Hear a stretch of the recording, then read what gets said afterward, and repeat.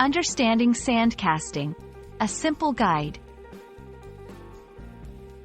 Hello and welcome to our English learning channel. Today, we're going to explore the fascinating world of sand casting. This term might sound complex, but by the end of this video, you'll have a clear understanding of what it means and how it's used in everyday language and industry. Sand casting is a process used in manufacturing.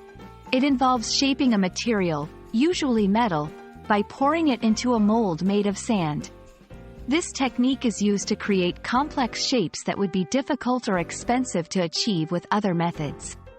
It's a term often used in engineering, manufacturing, and industrial contexts. Let's break down the steps involved in sand casting.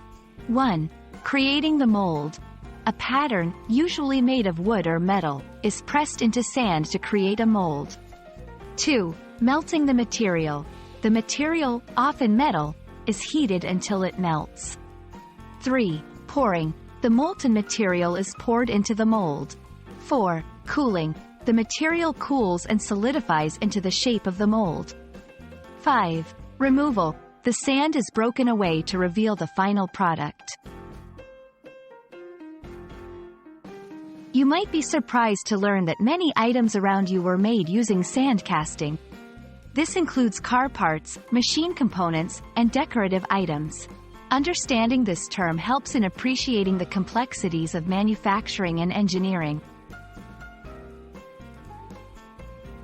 In English, sand casting is a specific term with a clear meaning in a technical context. It's a great example of how English adapts specific words to describe precise processes. This term can also metaphorically describe creating something solid from a flexible or less durable material, much like shaping metal using sand. I hope this video has illuminated the interesting world of sand casting for you. Remember, learning English involves exploring both everyday language and specific terms used in different fields.